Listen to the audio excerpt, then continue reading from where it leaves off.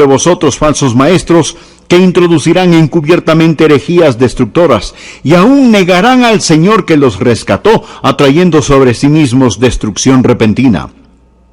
Y muchos seguirán sus disoluciones, por causa de los cuales el camino de la verdad será blasfemado, y por avaricia harán mercadería de vosotros con palabras fingidas. Sobre los tales ya de largo tiempo la condenación no se tarda, y su perdición no se duerme. Porque si Dios no perdonó a los ángeles que pecaron, sino que arrojándolos al infierno los entregó a prisiones de oscuridad para ser reservados al juicio, y si no perdonó al mundo antiguo, sino que guardó a Noé, pregonero de justicia, con otras 7 personas, trayendo el diluvio sobre el mundo de los impíos, y si condenó por destrucción a las ciudades de Sodoma y de Gomorra, reduciéndolas a ceniza y poniéndolas de ejemplo a los que habían de vivir impíamente, y libró al justo Lot, abrumado por la nefanda conducta de los malvados, porque este justo, que moraba entre ellos, afligía cada día su alma justa, viendo y oyendo los hechos inicuos de ellos. Sabe el Señor librar de tentación a los piadosos y reservar a los injustos para ser castigados en el día del juicio. Amigo, es pecado mentir. Y todos estamos de acuerdo con eso. Es malo decir una mentira y aún peor es enseñar una mentira. Pero es monstruoso enseñar una mentira acerca de Dios. No hay crimen más grande que el ser un falso profeta maestro. Dios no lo toma ligeramente. De hecho, en el Antiguo Testamento, bajo la teocracia, Dios dijo en Deuteronomio capítulo 18, versículo 20, dijo lo siguiente: el profeta que tuviera la presunción de hablar palabra en mi nombre, a quien yo no le haya mandado hablar, o que hablar en nombre de dioses ajenos, el tal profeta morirá. Esto haría que muchos renunciaran a sus puestos hoy en día, ¿no es cierto? Tal profeta morirá. Dios odia las mentiras enseñadas acerca de él. Por ello el mensaje de hoy no va a ser un mensaje feliz, mas es un mensaje necesario, porque le diré que el mundo está lleno de doctrinas peligrosas, y esa es la razón por la que he decidido que estudiemos Segunda de Pedro.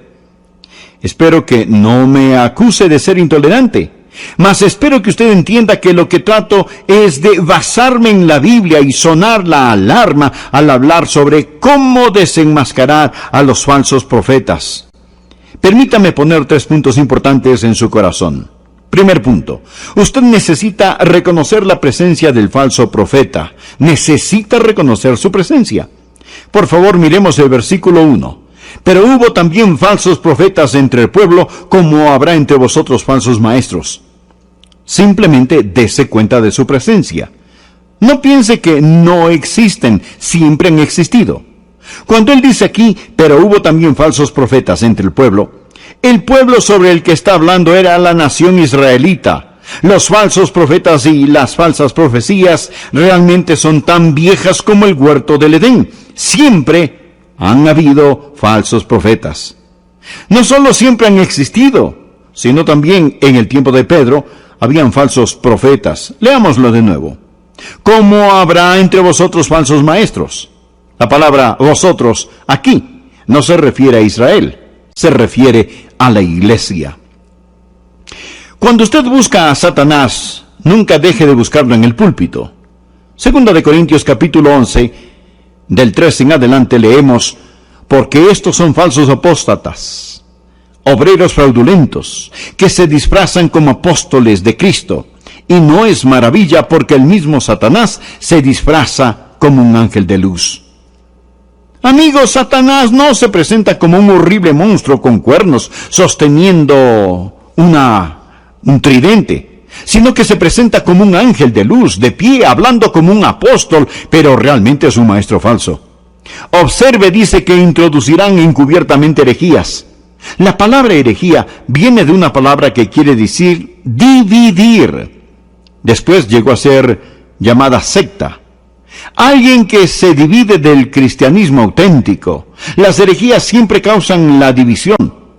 Porque cuando alguien viene y enseña algo que es contrario a la palabra de Dios, no podemos darle la bienvenida con brazos abiertos y decirle, oh, está bien, esto no importa. No, no podemos recibirlo si lo que enseña no está en la palabra de Dios. Un hereje es alguien que causa la división en la iglesia.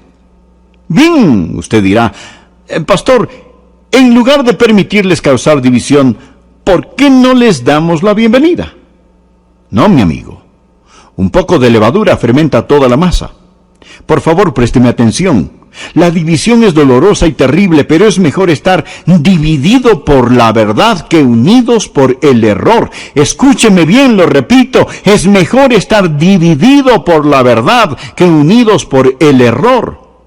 Lo que Pedro está diciendo es esto: miren, han habido falsos profetas. Hay falsos profetas, y habrán falsos profetas hasta el fin del mundo. Y por ello no debemos pensar que es extraño que hayan falsos profetas y maestros a nuestros alrededores.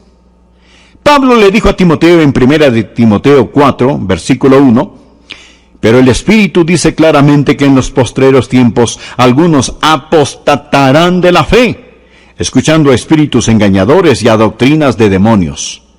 Y usted me preguntará, Pastor Rogers, ¿eso no lo desanima? No. Y le diré por qué. Porque desde el principio hasta nuestra época han habido falsos profetas, mas la palabra de Dios permanece. Segundo, si no hubieran profetas falsos, si no hubieran maestros falsos, si no hubieran apóstoles falsos, este libro, la Biblia, no sería verdadero, porque este libro dice que ellos vendrán. Y si no existiera este libro, entonces yo estaría equivocado. De una manera extraña, cada profeta falso, cada apóstol falso, cada pseudo maestro bíblico es una confirmación de la veracidad de la palabra de Dios.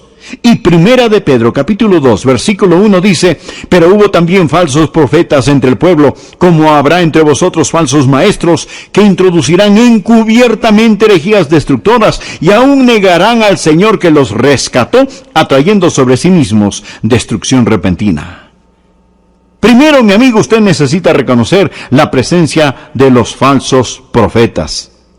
Segundo, usted necesita reconocer la pretensión de los falsos profetas. ¿Cómo puede distinguir a un profeta falso? ¿Por su apariencia? ¿Cómo sabe que son falsos? Ellos pueden ser muy persuasivos, muy simpáticos. Ellos pueden parecer sinceros e incluso carismáticos. ¿Cómo va a distinguir la pretensión de estos pseudoapóstoles? Por medio de 4 pruebas que deseo compartir. Primero, usted puede distinguir su pretensión por su mensaje. Por su mensaje. Miren el versículo 1. Le daré un ejemplo. El dinero falsificado. Usted puede tener en su bolsillo dinero falsificado y no saberlo. Usted no está entrenado para detectarlo. Pero aquellos que trabajan con dinero, los cajeros del banco, por ejemplo, ¿sabe usted cómo detectan el dinero falso? Ellos no estudian el dinero falsificado, ellos estudian el dinero auténtico. Y cuando saben bien cómo es el auténtico, entonces pueden detectar una falsificación. Usted puede distinguir a un falso profeta por su falso mensaje. Permítame darle 5 pruebas para el mensaje.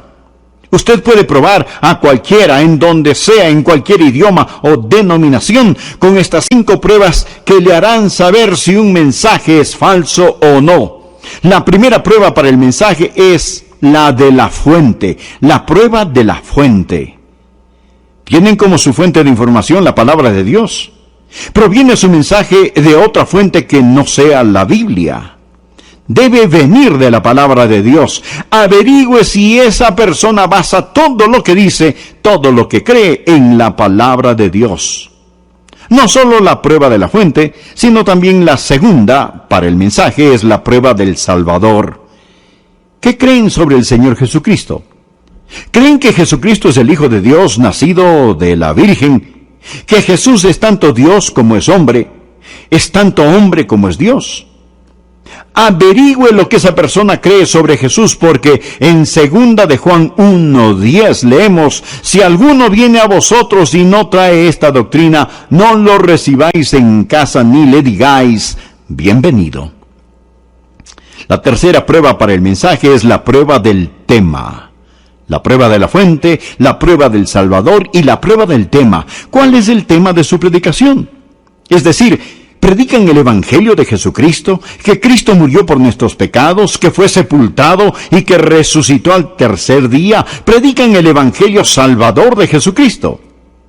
Con unas cuantas preguntas puede averiguar si esa persona en su puerta o esa persona en el púlpito o en ese programa de la televisión enseña como tema principal a Jesús. ¿Cuál es el tema de su mensaje? La cuarta prueba para el mensaje es la prueba de la salvación. ¿Cómo dice que usted se salva? ¿Enviándole dinero o por algunas buenas obras que pueda hacer? ¿Está centrado su mensaje en el hombre o en Dios? Amigo, si no es exclusivamente salvación por la gracia por medio de la fe, en solo Cristo, como lo dice Efesios 2:8, esta persona es un profeta falso, la prueba de la salvación.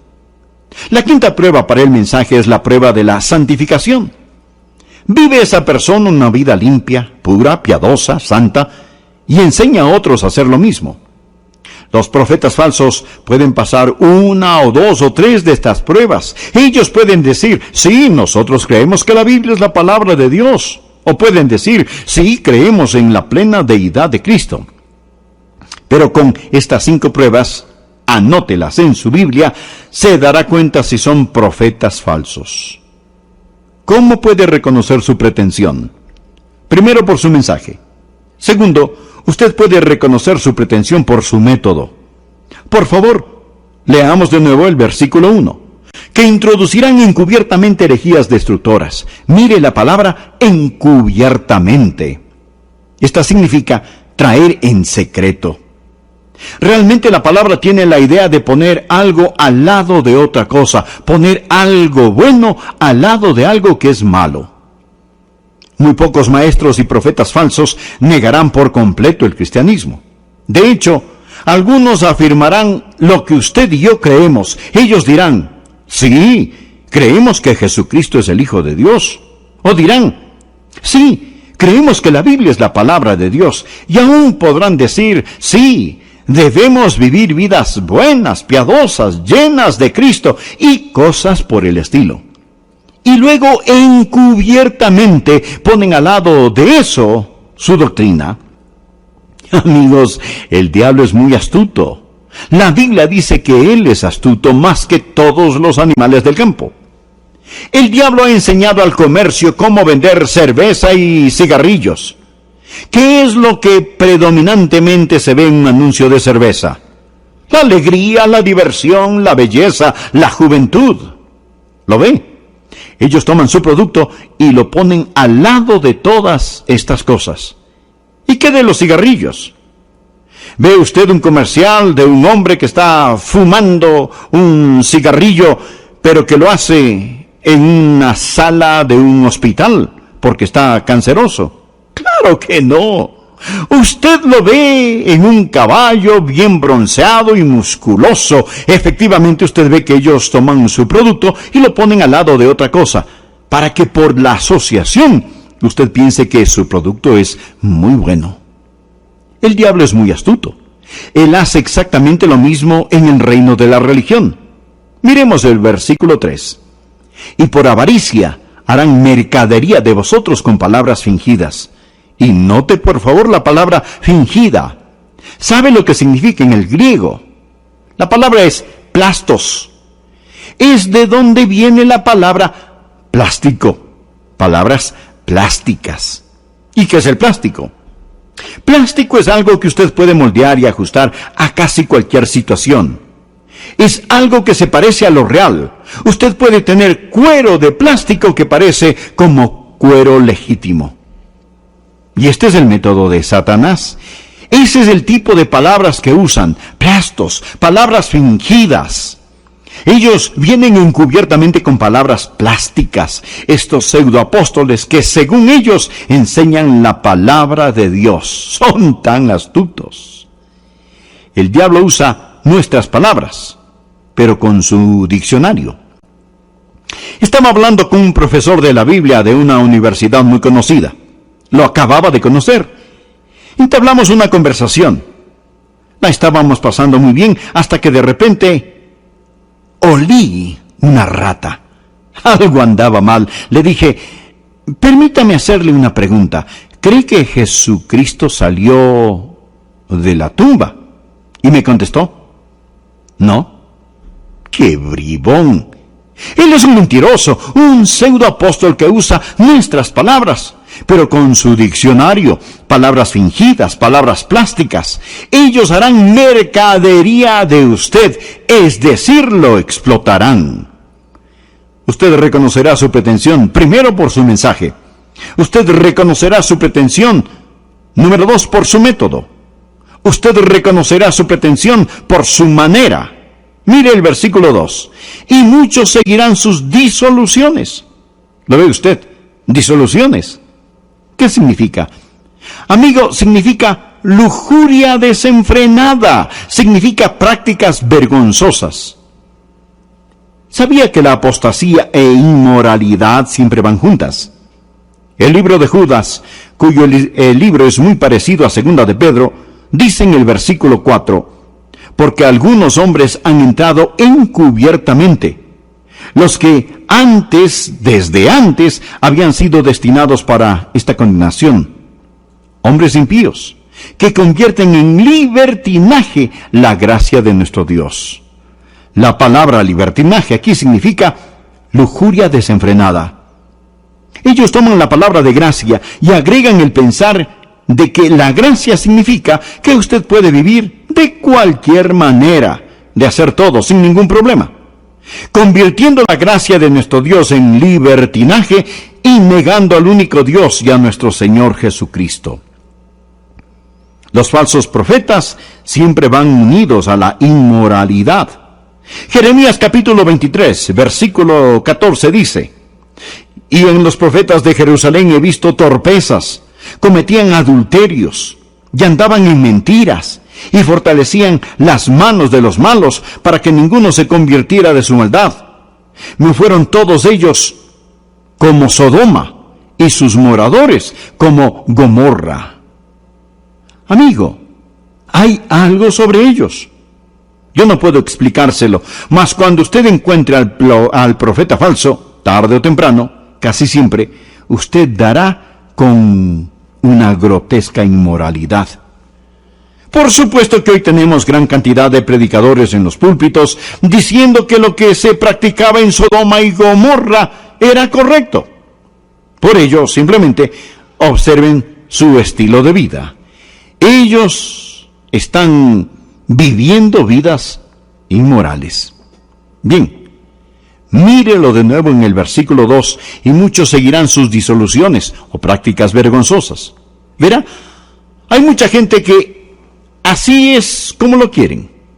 Muchos lo seguirán en sus prácticas vergonzosas. El tener seguidores no prueba que ellos estén en lo correcto. De hecho, existen muchos que no quieren la doctrina sana. Pablo se lo advirtió a Timoteo en 2 de Timoteo capítulo 4, empezando en el versículo 3, porque vendrá tiempo cuando no sufrirán la sana doctrina, sino que teniendo comezón de oír, se amontonarán maestros conforme a sus propias concupiscencias, y apartarán de la verdad el oído, y se volverán a las fábulas. Sus oídos tienen comezón, abandonan la verdad, no quieren la doctrina sana. ¿Sabe lo que la palabra sana literalmente significa? Esa palabra sana es de donde tomamos la palabra higiene. Ellos no quieren higiene espiritual, no quieren la doctrina sana, predican solo lo que la gente desea escuchar.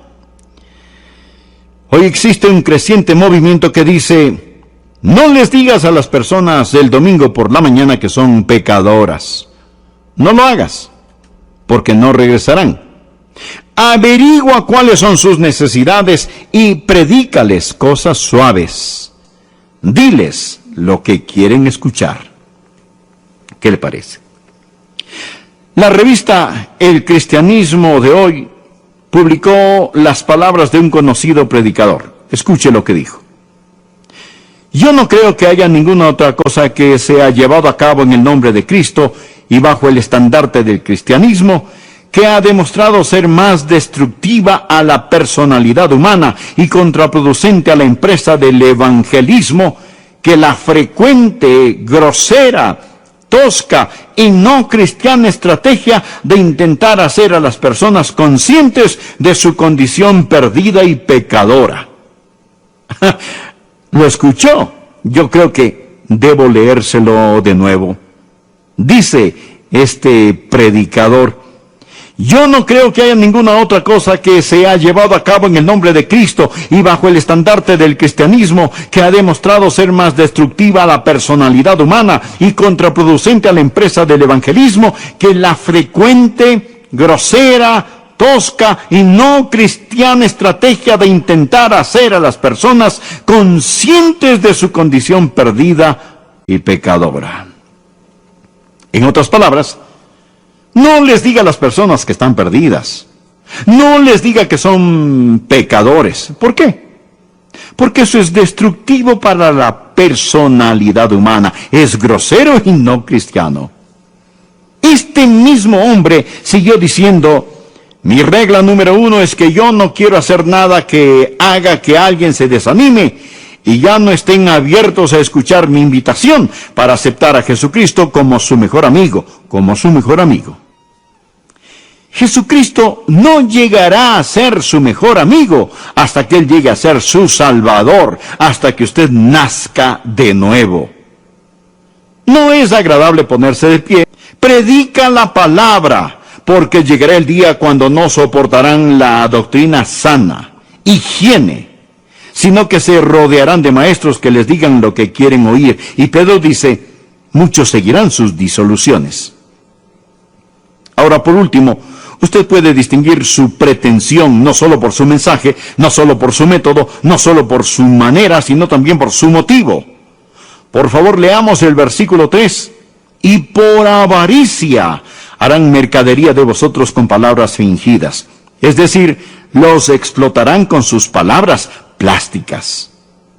Aclaro que, por supuesto, debemos honrar al ministerio. Todo el que predique el Evangelio vive del Evangelio. Es lo que dice 1 Timoteo 5:18. No pondrás bozal al buey que trilla, y digno es el obrero de su salario. La Biblia enseña que no hay nada de malo con eso. Pero lo que trato de decir es esto: que Dios le tenga misericordia a aquel que diluye el mensaje para no ofender al rico. Que Dios tenga misericordia de aquellos que se aprovechan de las mentes plásticas, de la ignorancia de las masas, y de algún modo, de alguna manera, llegan a ser comerciantes, vendedores del Evangelio de nuestro Señor y Salvador Jesucristo. La Biblia dice que su condenación está preparada. Es malo decir una mentira, mas es peor, monstruoso, enseñar una mentira acerca de Dios. Pedro está diciendo: primero los conocerás por su presencia, segundo por su pretensión, tercero por su pasado. Note el versículo 4. Porque si Dios no perdonó a los ángeles que pecaron, sino que arrojándolos al infierno, los entregó a prisiones de oscuridad para ser reservados al juicio. La primera ilustración son los ángeles arrogantes. Cuando Satanás fue arrojado a la tierra, 1/3 de los ángeles lo acompañaron. Dios no perdonó a esos ángeles.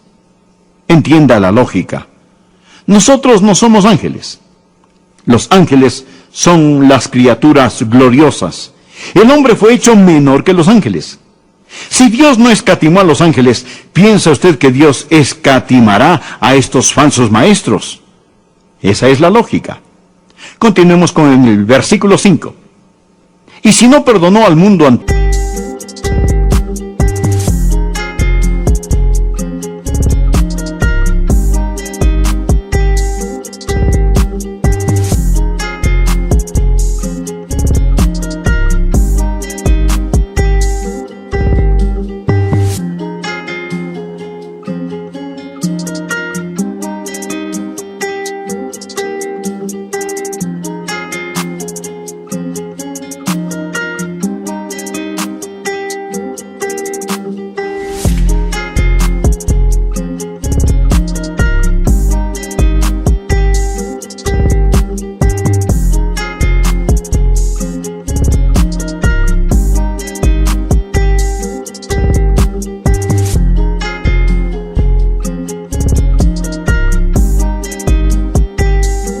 antiguo, sino que guardó a Noé, pregonero de justicia, con otras 7 personas, trayendo el diluvio sobre el mundo de los impíos. Vemos que todo el mundo fue destruido a causa de la falsa doctrina y solo 8 se salvaron. Entienda la lógica de Dios. Si Dios no escatimó a lo más alto, a los ángeles, ¿por qué Él salvará a lo más bajo? Si Dios no perdonó a muchos, ¿por qué salvará a pocos? Continuemos. Y si condenó por destrucción a las ciudades de Sodoma y de Gomorra, reduciéndolas a ceniza. Si Dios no escatimó a Sodoma y Gomorra, estas personas eran culpables de perversión sexual. ¿Por qué habría Dios de eximir a aquellos que son culpables de perversión espiritual? Pedro está diciendo, escuche, no crea que Dios va a pasar esto por alto.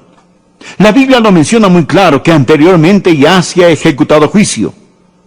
La última parte del versículo 3 dice, sobre los tales ya de largo tiempo la condenación no se tarda y su perdición no se duerme. Lo que esto significa es que ya se dictó sentencia, mas aún no se ha ejecutado. Pero sí, Dios les envió una advertencia. Y Dios ha enviado una advertencia al país. Estamos acogiendo los mismos pecados por los cuales Dios destruyó a ambas ciudades. Dios dejó a Sodoma y a Gomorra en ruinas humeantes como ejemplo para aquellos que escogen vivir en forma impía. La sentencia ha sido dictada ya sea para los ángeles, para las personas de la época de Noé, para los que vivieron en Sodoma y practican la sodomía. Todo es una transgresión a la palabra de Dios. Las personas abandonaron la gracia de Dios, entregándose a la lujuria y negando al único Dios. Sé que esto no ha sido un mensaje feliz, pero permítame dejarle con una nota agradable. Leamos Romanos 8, versículo 32. El que no escatimó ni a su propio Hijo, sino que lo entregó por todos nosotros, ¿cómo no nos dará también con Él todas las cosas? Dios tampoco escatimó a su Hijo. Jesús se convirtió en pecado por mí y por usted. Jesús cargó mi pecado, su pecado, nuestro pecado en la cruz. Dios no escatimó a su Hijo. Si hubo una ocasión cuando Dios podría haber sido indulgente con el pecado, fue esta. Si hubo alguna ocasión donde Dios podría pasar por alto el pecado, fue esta. Pero Dios, por su gran misericordia hacia el pecador, no escatimó a Jesús. Y mi estimado amigo, a menos que su pecado esté sobre Jesús, Dios no lo perdonará a usted. Pero le diré algo más. Dios no solo es firme en su justicia, sino que es generoso en su amor. ¡Qué amor que Él dio a su Hijo único para que usted y yo pudiéramos ser salvos! Yo tengo 2 hijos. Suponga que usted me pregunta, Adrián, ¿podría darme a uno de sus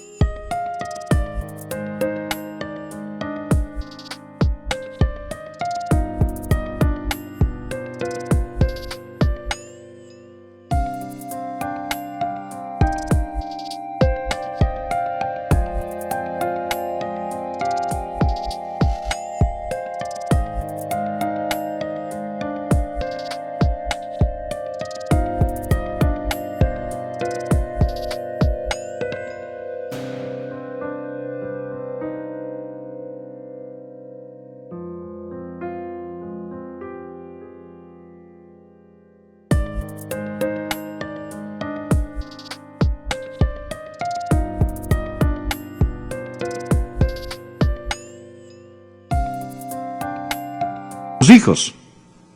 Yo tendría que preguntar, ¿y qué quiere hacer con mi hijo? Y usted me contesta, bueno, yo quiero abusarlo, escupirle en la cara, dejar sus espaldas en carne viva, clavarlo en una cruz para que se desangre y muera. Así que me permite tener a su hijo. ¿Me ama usted lo suficiente para darme a su hijo? ¿Qué piensa que yo diría? No, yo no lo amo a usted lo suficiente. Pero Dios de tal manera amó al mundo, que ha dado a su Hijo unigénito para que todo aquel que en Él cree no se pierda, mas tenga vida eterna. Dios no solo es firme en su justicia, sino que es generoso en su amor. Dios le ama. Y le prometo bajo la autoridad de la palabra de Dios que si usted ve cómo Dios aborrece el pecado y se arrepiente de su pecado, entregándose a Cristo, Él le salvará y le perdonará todos sus pecados. Cristo entrará en su corazón, Él le hará una nueva criatura y cuando usted muera, Él le llevará directamente al cielo. Estimado amigo, ¿es usted salvo? No le estoy preguntando si es usted católico, bautista, metodista o cosas por el estilo. Lo que quiero decir es que usted necesita saber sin lugar a dudas que se ha arrepentido de sus pecados y que ha recibido a Cristo como su Salvador personal. Le invito a orar de la siguiente